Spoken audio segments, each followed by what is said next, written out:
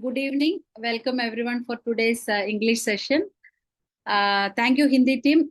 Thank you, Dr. Shruti. Before beginning the session, we'll have a silent prayer. Good evening and welcome once again.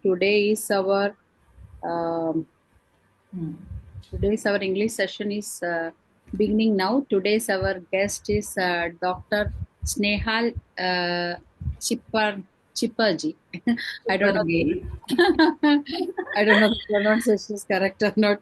Thank you ma'am, for helping me to pronounce. And she's a professor and HOD in the department, FMT department in the late Mrs. Hausa Hausabai. Homeopathic Medical College Hospital. And we are most happy to get you as a speaker of today. You're welcome to IFPH Forum. Please, you Thank can. you. So should I start? Yes, you can start. If you are sharing the screen, you can share. Yes, You are yes. the co-host.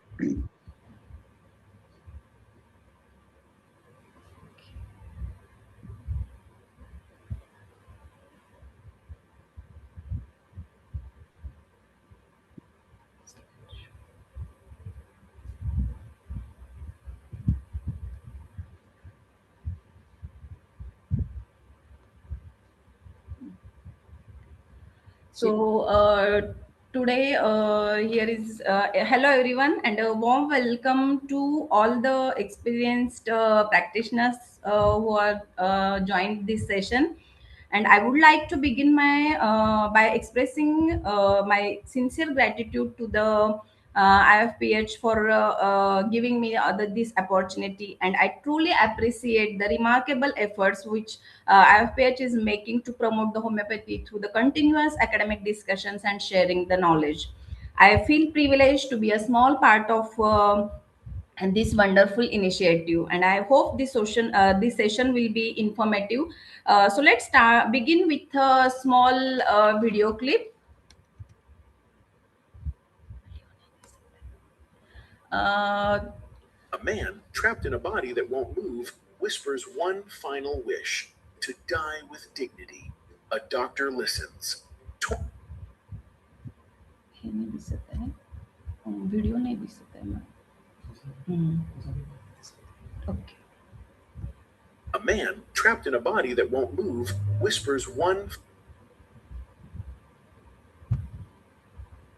A man trapped in a body that won't move whispers one final wish to die with dignity. A doctor listens, torn between compassion and the oath to do no harm. Is it mercy or murder? Some say choice is freedom. Others say life must be protected at all costs. But what if you were the one suffering? Would you want the option? Let me know your thoughts. So, do you understand by by seeing this video? Because this is euthanasia, that is the mercy killing, which is not usually practiced in India, but it is practiced in almost other countries like Netherlands and Spain. Why it is not practiced in India? Because after registration or after completion of our graduation or during the registration, we take an oath that is to save the life of the person and not or doing no harm for the patient. We'll see or we'll do the discussion in a more subsequent slides. Next is one more clip or where you can think that when we are applying, there is an recent Harshit Rana's incidents where the court order about this mercy killing, that is the dignity of death. You have a right of living, but some patients who are bedridden or incurable and in much pain, so in these incidences we are giving that mercy killing, that is the dignity of death. Next. Okay.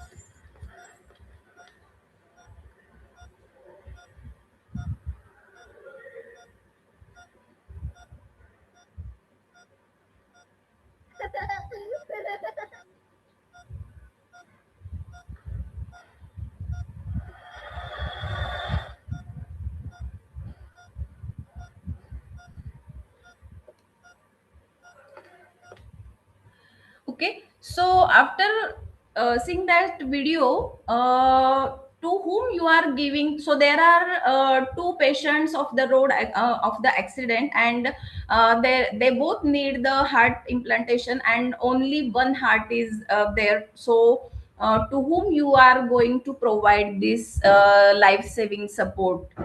So today's our topic is where you are in a dilemma. At that time, who guides you, or who gives you the better decisions? That is our medical ethics. Okay.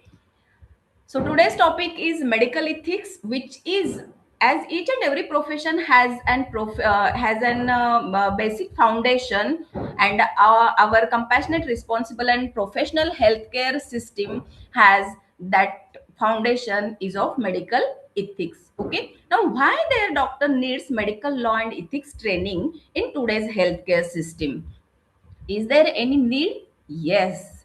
So these are the objectives of today's session: to understand the principles of medical ethics, apply these ethical principles in homeopathic practice, recognize professional responsibilities under Indian regulations, then respond appropriately to common ethical dilemmas, and promote patient trust through ethical practice.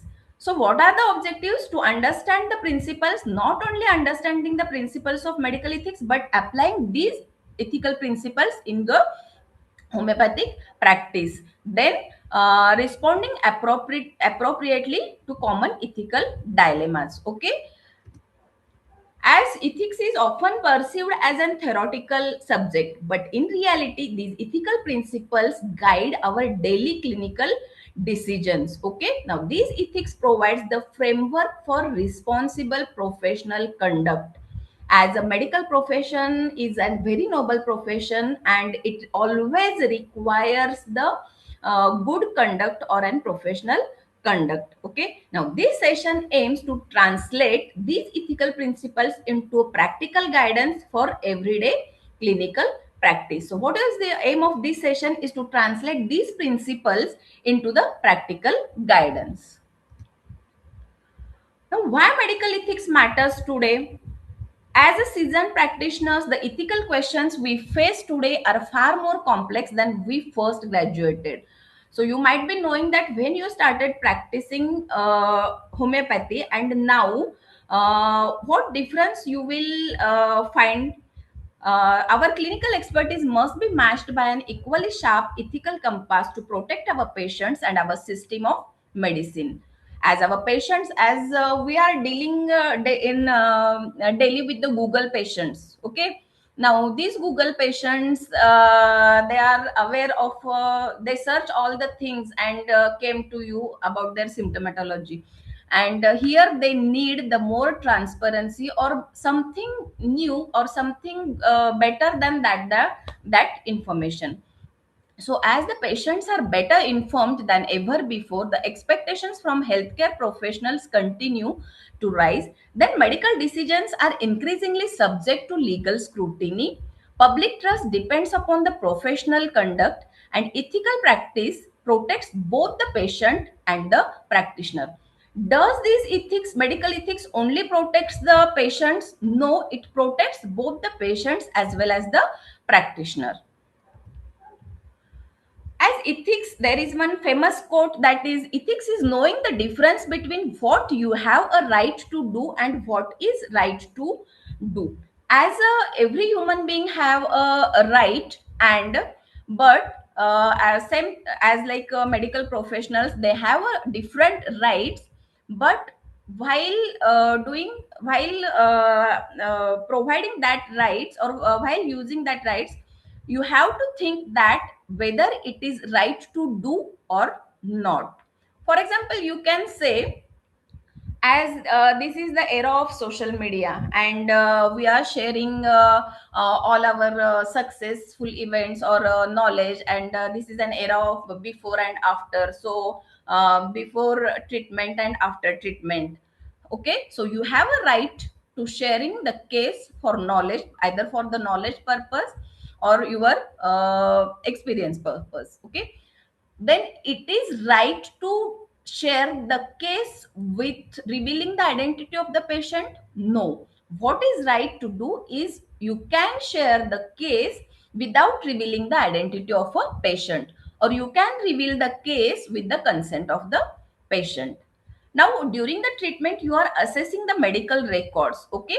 Now, it is your legal right or a doctor's legal right, but you can assess, but don't disclose or don't disclose. Maintain the confidentiality. That is important, to maintain the confidentiality of that patient's information, record. Okay, or disclose it only if the patient's consent or when required by the law. Then next is the treating all patients equally. So while treating, it has you have a right that discretion in scheduling some appointments. Means you have to give first preference to you the VIP patient or the patient who is economically high. But what is right to do is the patient should be treated fairly based on the medical need, not social status or ability to pay. So it is right to treat the patients who needs more medical treatment. As medical ethics, it is an important part of the medical professionalism which is always expected. This medical ethics is always expected in each and every consultation of the patient with the patient.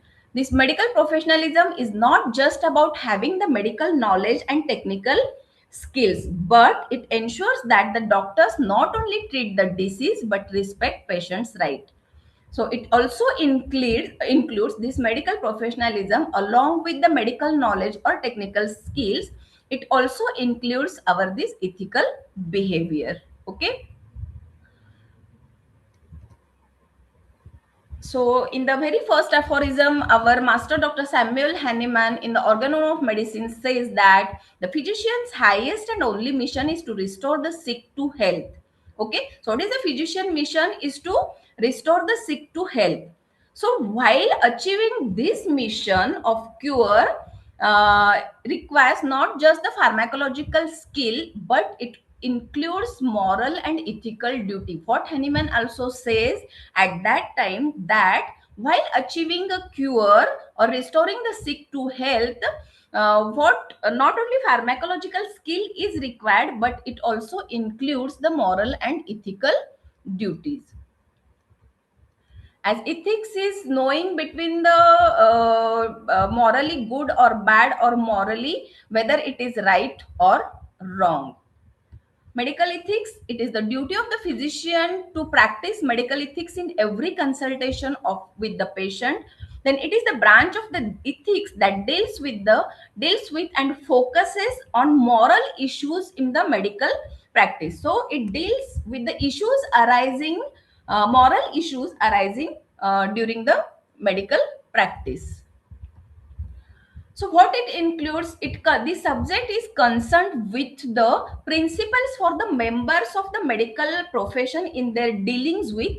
Does it only deals with the doctor or patient? No, it deals with the doctor-patient relationship, doctor-doctor relationship, and doctor-state relationship. Okay, so these ethics, medical ethics, these are the rules, regulations, and guidelines that guide and governs the physician in carrying out their duties. So which are these duties of doctor or doctor patient or a doctor state relationship? So here are the professional relationship and ethical responsibilities of a doctor.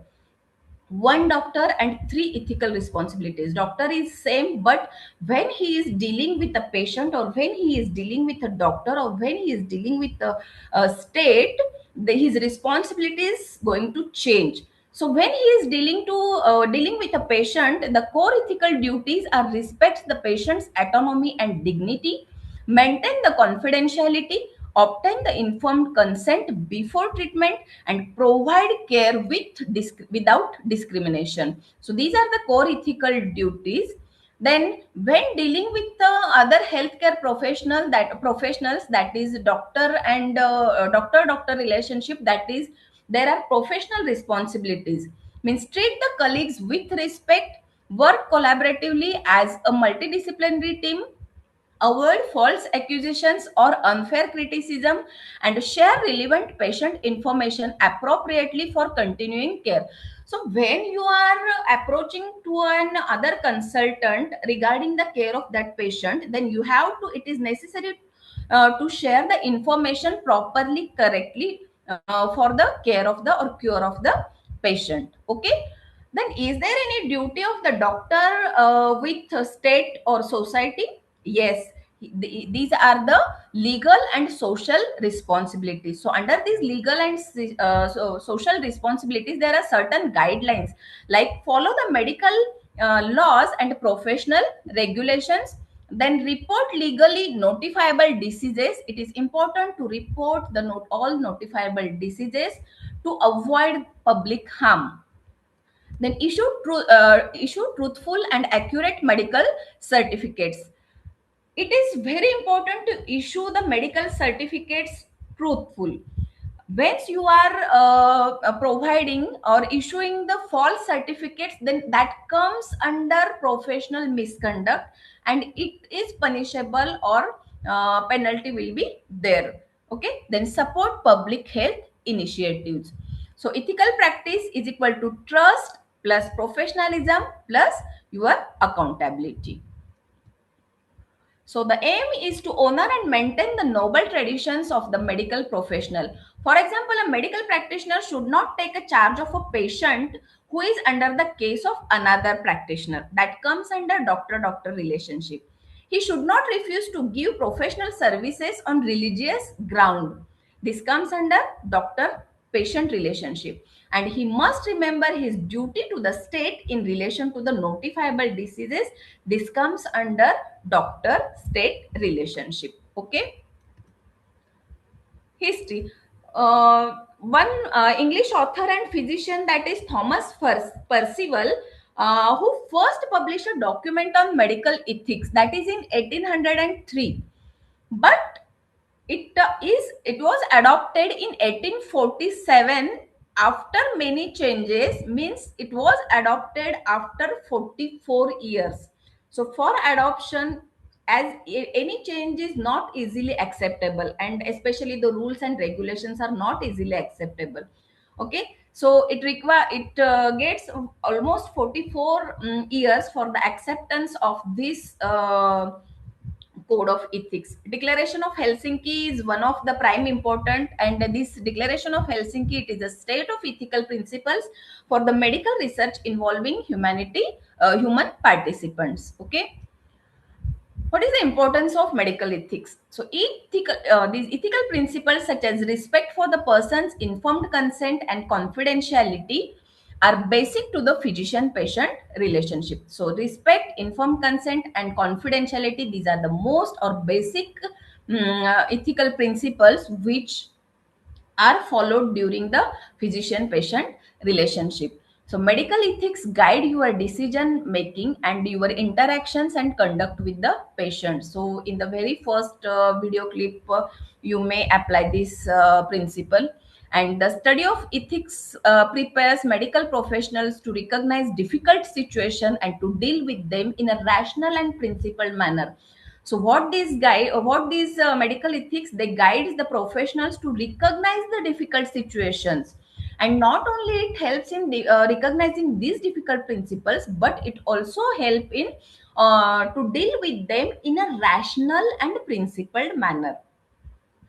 This importance of medical ethics you can apply in both videos. Okay. So ethics is an important in physicians interaction with the society and their colleagues, and for the conduct of the medical research we are applying these medical ethical principles in research process. So here are the principles of medical ethics, or you can say the pillars of the medical ethics, that is ABCDE of medical ethics, that is A for autonomy, B for beneficence, C for confidentiality, D for do no harm or non-maleficence, and E for equity. Now, what is this autonomy? It is and self-decision or freedom of decision which is for the patient, which is done by the patient. Okay, so autonomy, the patient has a freedom of thought, intention, and action when making decisions regarding healthcare procedures. For a patient to make a fully informed decision, she or he must understand all risks and benefits of the procedure and likelihood of the success. So whenever you are going to give a treatment, line of treatment, you have to explain all the benefits and risks of your line of treatment, okay, along with the success rate. And the patient will decide whether to accept or whether to agree or decline it. Okay, that is the autonomy,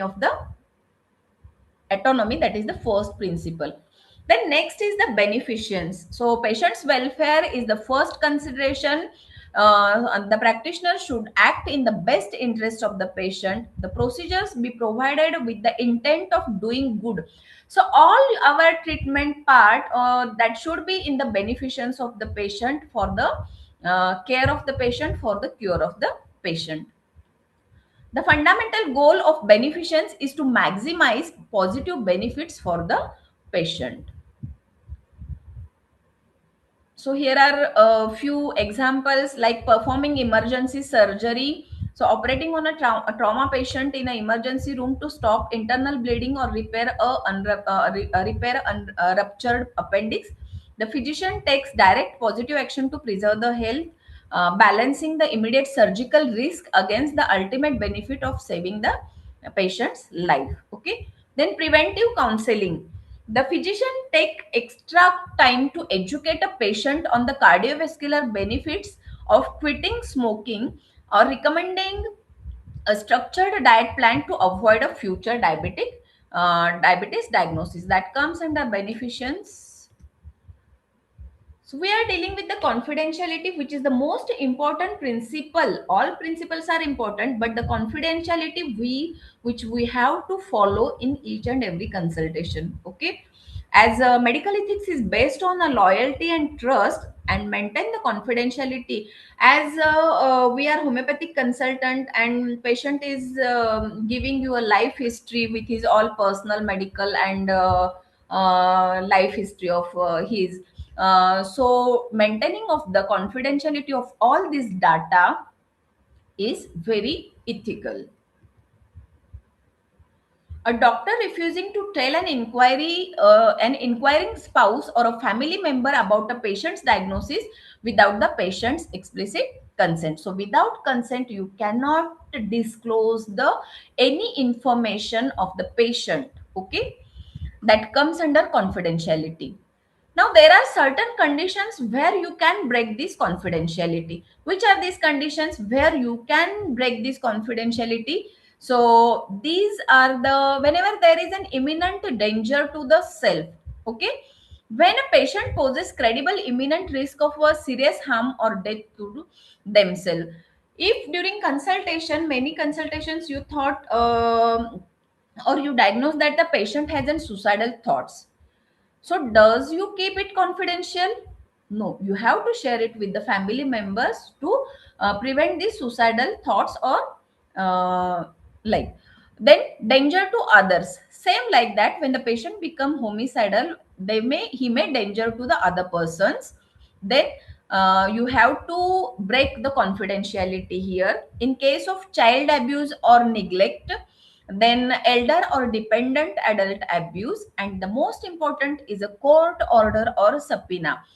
So whenever you are summoned by the court to attend the court for any as an ordinary witness or as an expert witness, then you can't say that I can't disclose or I can't reveal the information of the patient. So you have to reveal or give all correct information whenever inquired by law or higher authorities. Okay, so these are the situations where the physician break the confidentiality. Above all is the do no harm. So what you are providing for the patients, that should not cause any unnecessary pain, injury or suffering to the patients. So it is also known as non-maleficence, that is avoiding or doing no harm to the individual. So how you can do that? Avoiding unnecessary treatments like skipping surgeries or drugs when the risks are greater than the potential health benefits. Then means if there is no necessity of surgery and you are advising to the patient, then that is not ethical. So you can avoid that. Then managing side effects, or in cases where you are providing a drug or you are prescribing a drug and the side effects are more severe than that proper effects of that medicine, that we should avoid or that we can avoid. Then managing side effects, checking patient's record carefully to stop dangerous drug interactions and medical mistakes before they happen. Okay, but in some cases it may have a double effects, as like in an the patient in a dying patient, if you give morphine to relieve the pain or suffering, okay, as the patient is going to die but there is a need of relieving the pain and suffering, so you prescribe or you give the morphine. Okay, but what is the side effect of that morphine? It suppresses the or it depresses the respiratory center. Okay, so it has a double effect. So it is your decision, or this medical ethics will help you to in which case you are prescribing morphine and in which case you are not. Last principle is the equity or justice, means fair and equal distribution of scarce health resource, and the decision of who gets what treatment, that comes under equity or justice. And the burdens and benefits of a new experimental treatment, as in case of research or clinical trials, must be distributed equally among all groups in the society. And VIP syndrome, which is almost practiced in all over our profession, that those VIP patients or other high socioeconomically high patients will come and you give first preference to, not all of us, but in some cases you give preference, but it is not like that. You should give the preference to the persons who need more medical treatment, okay, or who need more emergency line of treatment. So these are the principles, which are that autonomy, beneficence, confidentiality, then do no harm or non-maleficence, and equity or justice. So these are the principles of medical ethics which will be followed, which we have to follow during our consultation. Which are the other values? They are the respect, truthfulness, and veracity, that is truth telling and fidelity or promise keeping. So respect, truthfulness, or fidelity, these are the other principles of the medical ethics which we have to follow. Now, what is medical etiquettes? It is in doctor-doctor relationship. Okay, so it comes between the our colleagues, that is doctor-doctor relationship. Medical etiquette, it is a subject concerned with the conventional laws and customs of courtesy, and are generally followed between the members of the same profession. Accordingly, a doctor should behave with his colleagues as he would like to have them behave with him. And he should treat the colleagues as his brother and therefore not charge him or members of his family for the professional services. But regrettably, this is not so. So here is the code of medical ethics. So this code of medical ethics states that the physician is free to choose whom he will serve. That is right of the physician. Okay. Then, but no physician shall arbitrarily refuse treatment to a patient. That is what is right to do, which we have seen in a before slides. So once having undertaken a case, the physician should not neglect the patient, nor should he withdraw from the case without giving adequate notice to the patient and his family. So when your patient is under you for the treatment, then give him proper treatment. You cannot neglect the patient or nor withdraw the line of treatment without informing him or without any adequate notice. Here are certain code of medical ethics. They are the Hippocratic Oath, Nuremberg Code, Declaration of Geneva, Universal Declaration of Human Rights, then Helsinki Declaration, International Code of Medical Ethics, Indian Medical Council Regulations 2002, and our homeopathic practitioners professional conduct etiquettes and ethics regulations. Okay, so what is professional misconduct? It is a very infamous conduct, or it is an disgraceful act where you are breaking the rules and regulations of ethics. That is the professional misconduct. Okay, so it is an infamous conduct in professional aspect, means any dishonorable or disgraceful act by a doctor that breaks the rules of the medical profession. Okay, now what comes under this professional misconduct? So here are the 6 A's which comes under this professional misconduct, and they are: first one is the adultery, then associated with the unskilled person, alcohol addiction, abortion, and advertisement. Now what is meant by adultery? That means the doctor comes in a sexual relation with that patient, which is a professional misconduct. Then associated with an unqualified person or unskilled person, so you are going to practice along with any unskilled or unprofessional person or unregistered person, then again it is unethical.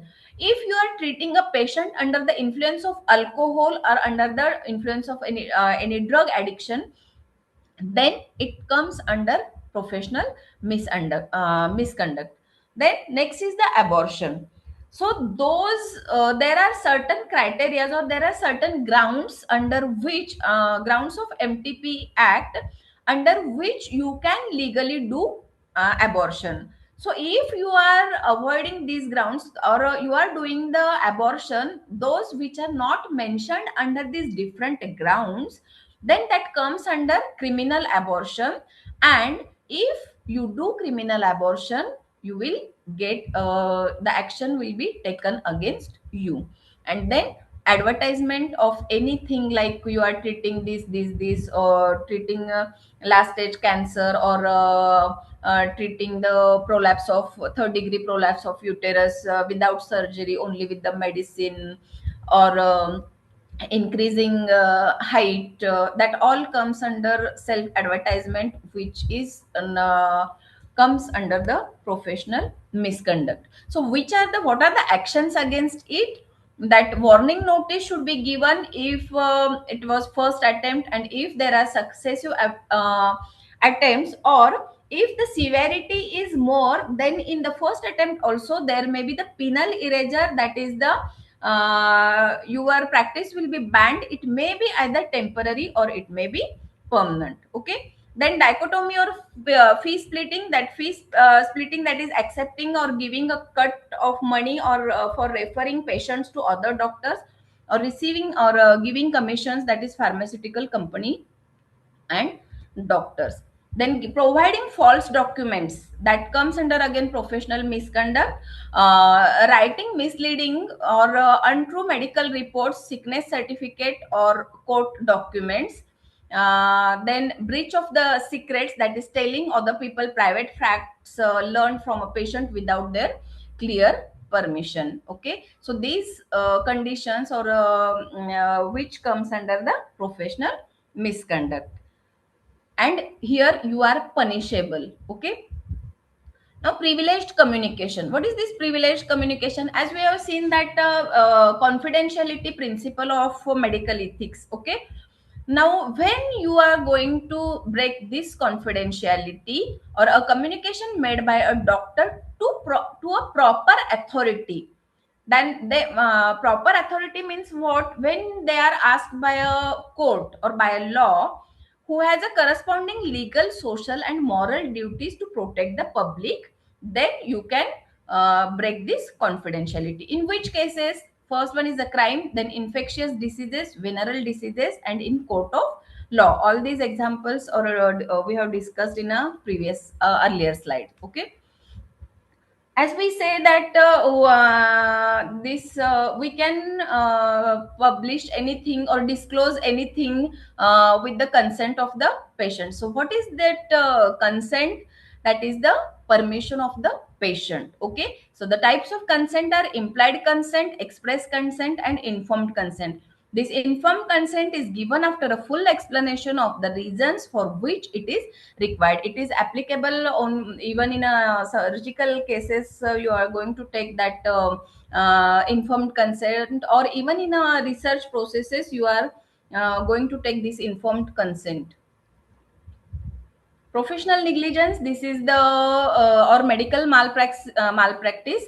This is the absence of reasonable care and skill. So you are here you are neglecting the patient and not providing him a proper care. That comes under the professional negligence. And one more thing is the act of commission and act of omission. Act of commission means what? There are certain rules and regulations or certain guidelines, and you are not following that, and you are doing the things which you are not supposed to do. Okay, so is there any need of unnecessary investigations or sending the patient for surgery? Okay, so that comes under act of commission. And act of omission means the things you have to the things required to you have to do, and you are not doing that things. That comes under act of omission. For example, there are multiple fractures, and you are not sending that patient to for x-ray, and you think that you can treat only without x-ray, you without investigations you can treat that patient only on a medical line of treatment. Okay, so that comes under not sending the patient for x-ray, is comes under act of omission. So medical implications of medical ethics on doctor. We have seen up to till now that doctor relationship. Now doctor patient relationship. So in doctor patient relationship, there are different models like deliberative, interpretive, informative, and paternalistic. So in informative, the doctor provides fact to the patient. He elaborate all the facts, all the benefits, risks regarding all the line of treatment. He provide the information. He only inform or only provide the information for to the patient. But in paternalistic model, he gives decision on behalf of the patient and for the patient. So as like name its name suggests, he behaves like a parent for that patient, and he decides for the patient. He takes the decision on behalf of the patient. So these are the different doctor patient relationship models. So there are different conflicts between the principles to when which principle will be uh, right at that time. So there are certain conflicts like when a patient is in shock and treated with the urgent fluid resuscitation, and the placement of an indwelling intravenous catheter causes pain and swelling. Okay, so placement of that intravenous catheter will cause pain and swelling. And our principle is non-maleficence, but it is necessary for the treatment part, and that is beneficence. So here in this case, the beneficence overrides that of the non-maleficence. Okay, so beneficence, so put placement of or putting that intravenous catheter is important for the beneficence, and here the beneficence overrides the non-maleficence.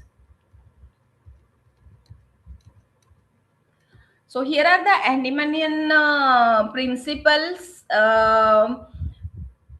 As every science is based on certain principles, and homeopathy has its own unique philosophy and therapeutics that are founded on the 7 cardinal principles. And which are these 7 cardinal principles? They are law of similia, law of simplex, law of minimum, doctrine of drug proving, theory of chronic diseases, theory of vital force, and doctrine of drug dynamization. Now, how these principles and medical ethics correlate, we'll see in the further slides. So aphorisms matching modern bioethics pillars, or we can see here. Okay. So aphorisms matching modern bioethics pillars. Dr. Samuel Hahnemann's Organon of Medicine contains the specific aphorisms that directly mirror the foundational values of the modern bioethics. The first one is the beneficence. As in the aphorism 1, the physician's highest and only mission is to restore the sick to health, to cure, as it is term. The match will be both demand that the practitioner's singular focus must be actively doing good and prioritizing patient's recovery over the academic theory. So the modern bioethic pillar is beneficence, and our aphorism number 1 is related with that. Then second is the non-maleficence. That is our aphorism, which is we can correlate it with our aphorism number 2, that the highest ideal cure is rapid, gentle and permanent restoration of the health. Okay, so here the when you are providing the treatment, or when there are certain guidelines given regarding the cure, that it should be gentle, rapid, gentle and permanent restoration of the health. So that gentle word is correlated with the non-maleficence. So, and it should be in the shortest, most reliable and most harmless way on any, on the easily comprehensible principles. Okay, so this explicitly mandates harmless treatment paralleling the core of medical law to do no harm. Okay, the next one is the autonomy, that is the freedom of decision. That is the this individualizing examination of a case of disease demands of the physician nothing but freedom from the prejudice and sound senses, attention in observing the fidelity in tracing the picture of the disease. Okay, this match by demanding that a physician drop personal prejudice and listen strictly to the patient's subjective reality. This protects the patient's individual narrative and bodily autonomy. So here are the aphorisms of our organon of medicine, which matches with the modern bioethical pillars. If time permits, we will go with this quiz. So core ethical principles in Hahnemann's work, they are the rejection of harmful practice. So he criticized the dangerous 18th century methods, that is excessive bloodletting, heavy purging and toxic mineral doses, and do no harm, that is his development of minimal doses and dilutions aimed to stimulate recovery without causing secondary medicinal damage. Okay. So we have seen earlier that the modern bioethical pillars and Hahnemannian principles. As there are certain rules of regulations for homeopaths and they are governed by the Central Council of Homeopathy. Previously it was Central Council of Homeopathy and now it becomes as a National Commission for Homeopathy. There is one famous quote that when it is a question of science, the ultimate aim of which is to save human life, any shirking in the task of making oneself thoroughly competent would amount to a crime. So primary purpose of medical and life-saving sciences is to protect the human life, and it is unacceptable to avoiding hard work and cutting corners, and ignorance or lack of skill is not a simple mistake. It causes a real harm and equals a moral crime because lives are at stake. So National Commission for Homeopathy, it not only emphasized regulating education but in improving the professional standards. So key objectives are to improve the quality of the homeopathic education, maintaining national standards of professional practice, promote ethical conduct, regulate registrations of practitioners, and protect the public interest. So the Board of Ethics and Registration for Homeopathy is empowered to register medical practitioners nationally and investigate or penalize violation of this code. If there is violation of code, which are the violation of the code of the ethics, which is regulated by this National Commission of Homeopathy or by the Board of Ethics and Registration for Homeopathy, then you have to go through the disciplinary penalties. Which are the disciplinary penalties? What are the disciplinary penalties? That is censure or warning. So a formal documented reprimand issued to the practitioner for minor or first time offense, then imposition of monetary penalties, suspension of registrations, removal from the registration. It should be removed from the register, it should be either temporary removal or there may be permanent ban from practicing homeopathic medicine. Okay, so which are the conditions where there is trigger violation and for the removal or suspension? So issuing false certificate, so providing false, untrue and misleading medical or fitness certificate. Then substance abuse dependency, if you are treating the patient under the influence of alcohol. Then unethical digital practice and falsifying credentials, that is claiming to be the specialized expert without an NCH recognized qualification, or posing an ordinary clinic as an advanced research institute. So these are the trigger violations for removal or suspensions. So where you can do appeal when you think that the decision is unjust. So there is a structured system to appeal the disciplinary rulings. So first initial complaint you can do at the state level by the state medical council. It will be filed and heard at the state level. Then next to that is the it is heard at the, or you can appeal at the Central Board of Ethics and Registration for the Homeopathic Board, homeopathy. Then you can against there is an higher appeal, that is if a bar decision is still contest, the practitioner may appeal directly to the National Commission for Homeopathy, that is NCH. And after that the final decision or a final authority or the ultimate authority for the final appeal lies with the central government. So first is the state medical council, then Board of Ethics Registration for Homeopathy, then National Commission for Homeopathy, and last one is the central government. Professional registration is the most important, as a registered practitioner should hold valid registration. They should display the registration details, practice only within the authorized qualification, keep registration records update, and follow the code of ethics. So professional registration not only it gives a legally authority to practice, but it makes the practitioner accountable for the ethical conduct. Scope of professional practice: a homeopathic practitioner should practice within the professional competence, recognize the personal limitations, as every practice has a scope and limitations. So you have to recognize the your along with your path's limitations. Okay, then avoid unauthorized cross practice, seek consultation whenever appropriate, and refer patients without delay when indicated. Okay, so appropriate referral demonstrate professional maturity rather than the professional weakness. So refer the patients whenever it is indicated. So here is the difference between ethics and law. Law is a formal written document interpreted by courts, established by uh, so these ethics are the unwritten principles. Okay, and they're presented by philosophers and religious professional groups. It is a personal choice. And so summary is: ethics defines our character, then values and sentiments to be respected. This ethics provides moral map in case of dilemmas. The ethics directs for the right actions, and it is a way of life to be practiced and shared with. Okay, so as we are a homeopathic consultant, we know that or there is one quote that the good physician treats the disease. What? The good physician treats the disease, and the great physician treats the patient who has the disease. So in homeopathy, we look at the whole person and not just the disease. This holistic approach gives us a unique ethical duty.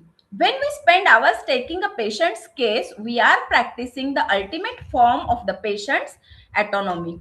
Okay, so when we listen to their unique story, respect their choices, and honor their individual journey towards the healing. So in our consultation, homeopathic consultation, we are following these ethical principles. Okay, so as we conclude today's session, I would like to remind everyone that while medicine cures the disease, the ethics builds trust. Okay, a skilled doctor treats illness, but an ethical person, it cares for the whole person. So thank you all for your time and kind attention. I hope you will find this session uh, helpful, and my sincere thanks to IFPH for inviting me to share my thoughts. Thank you and have a wonderful evening. Thank you, Dr. Snehal. It was a really relevant topic and even great awareness for us. It was quite different from our previous sessions because normally we discuss about some disease and case presentation and all. Rarely we get such kind of classes like some researchers, some different topic. I was actually remembering my the second year while I was studying the forensic medicine. Forensic. Some, Yes. I heard some. I'm remembering some. I mean, a name and some topics. Terminologies like yeah. So I totally forgot everything about what we have studied in that period, and now I was remembering. Oh, that is true. We studied like that. Like this, remembering. I think everyone felt like that. The same feeling of mine. Okay. Even though it was a wonderful session, thank you for sharing such a wonderful session. And the participants, we have 6 minutes more. If you have any questions, you can raise your hands and ask questions to Dr. Snehal. I will unmute you if you are raising your hand.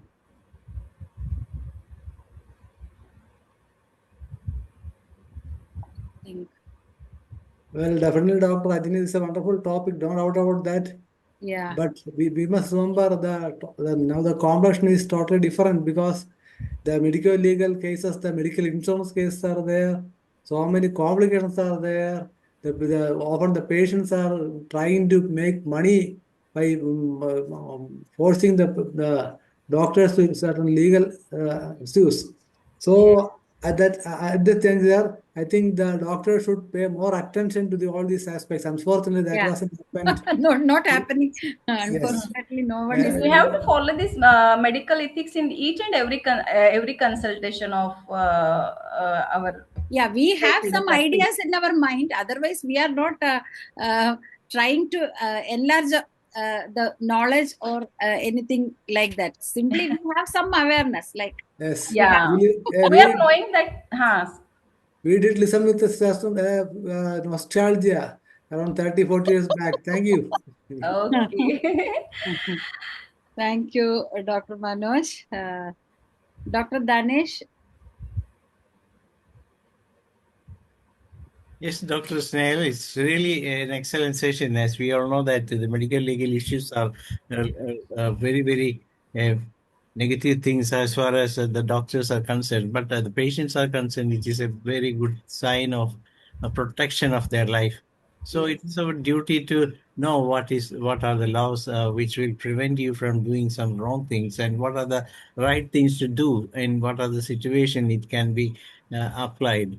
And unfortunately, most of the doctors are not aware of all these things, and not Yes. even though we have this thing in our medical jurisprudence study in the calendar, but things need to be better Devised.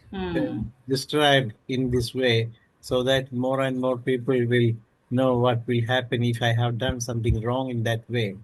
So this is the need of the hour, because nowadays there are top issues are happening in and around the world that, for example, nowadays a very, very relevant post was prepared by order. Order was prepared by the National Homeopathy Council also Yes. in regard to this, because nobody shall come up with successful stories. But we all know that there are some needed, some kind of changes also need to be done in the law. For Yes. example, we have seen that no case can be published without the consent of the patient. Yeah. yes, because I was able to cure this case. Because why can't you? Because homeopathy is all about cure. It is not about palliation. So why can't you claim that? So it is the duty of the people sitting at the helm of the council need to define what is cure and what. We need some more changes in our laws. If one person is able to cure something, for example, at the at the time of COVID, one of my patients claimed that the doctor has done very good with homeopathy in my black eye case, and it was cured with homeopathy like that. Actually, it was not identified as black eye, so I didn't claim that that I was able to cure that case. But the patient felt that it was he was identified by the doctors at the medical college as a fungal disease soon after getting his COVID. So naturally, it can be a case of black eye, but the patient himself prepared a video and say that and issued then it in his YouTube channel that he was able to get it cured with the homeopathy. So what happened was some of the people from the other side made a complaint to homeopathy council and they issued a notice to me that why explain this what is the reason why you claim that. Then I the answer in that way that I didn't claim that it is a case of black fungus because homeopathy can treat anything that comes under with the signs and symptoms rather than and the individuality, and we are not bothered about the naming of the disease. So this is what given, and thereafter the case was withdrawn. So the case, the National Council, no, the State Council of Homeopathy in favor of me. So that's what I would like to add. So this is what we will have to explain why you have done this and what you are claiming. Yeah. So that is a very We important should be factor. aware of what we have done and what is right and what is not. Yes, yes. Thank you, Doctor. Okay. Thank you, Thank Dr. you. Snehal, for your wonderful, informative session. Thank you, all the participants of the English session. And now it is the time for the Malayalam session, and I'm inviting the moderator of Malayalam session, Dr. Manoj. Yeah. Are you moderator? Dr. Thank Manoj? You are welcome to moderate Malayalam session. This is the end of today's English session. See you the same time tomorrow. Bye-bye. Good night.